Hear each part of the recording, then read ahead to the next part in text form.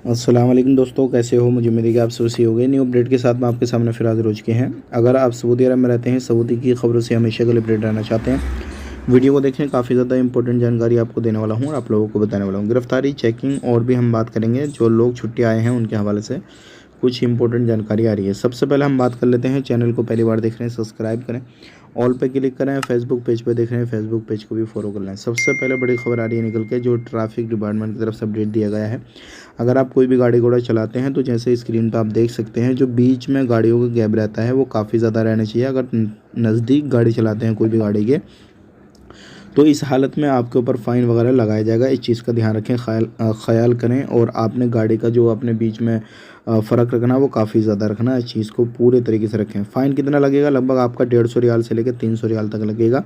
और जो भी लोग होंगे इनके ऊपर कार्रवाई की जाएगी। बात कर लेते हैं अगली खबर की तरफ। जो अगली खबर आ रही है निकल के, जो लोग छुट्टी आए हुए हैं, अगर वो किसी भी तरीके से बाई चांस जो छुट्टी वाला दिन है, मिसाल के तौर पे अगर आप 30 तारीख को जाना चाहते हैं और आपकी 30 तारीख को छुट्टी ख़त्म हो रही है, तो आप 30 की 12 बजे से पहले रात को 12 बजे से पहले सऊदी के अंदर एंटर कर लेंगे, तब आपका काम हो जाएगा। अदरवाइज आप एक दिन भी लेट होते हैं, 1 घंटा 2 घंटे लेट होते हैं, तो फिर आपको बहुत ज़्यादा बड़ी परेशानी आएगी। इस चीज़ का ध्यान रखें। तो आप कहीं पे भी रहते हैं, कुछ भी करते हैं, कोई भी कंट्री के हैं, तो इस चीज़ का आपने ख़ास करके ध्यान देना है। ये ज़बरदस्त ने चीज़ों को क्लियर किया है।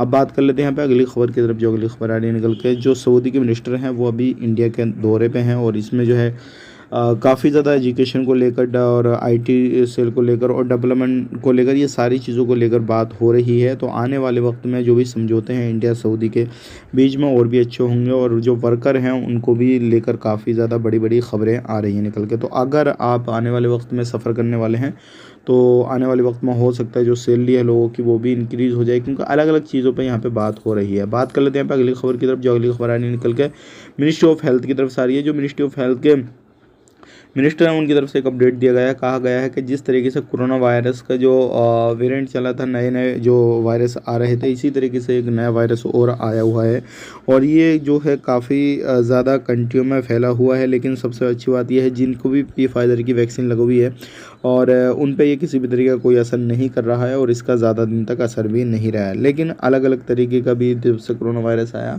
दुनिया के अंदर अलग अलग बीमारियां, अलग अलग वायरस, ये सारी चीज़ें इंडिया हो या फिर अलग अलग कंट्रियों में जो है काफ़ी ज़्यादा फैल रही हैं। तो अब इस तरीके से कहीं पे भी आप काम काज कर रहे हैं तो ध्यान दें।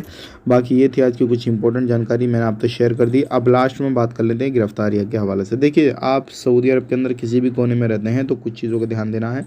सबसे पहली चीज़ ये है, अगर आप कोई भी इलीगल कारोबार करते हैं या किसी सऊदी के नाम पे काम काज कर रहे हैं, तो बिल्कुल छोड़ दें, क्योंकि वो इलीगल है और ऐसे लोगों के ऊपर कार्रवाई की जा रही है। ठीक है, वीडियो अच्छा लगा लाइक करें, शेयर करें। आप अपना ख्याल रखें, मेरी फैमिली लोग ख्याल रखें। Take care, bye bye.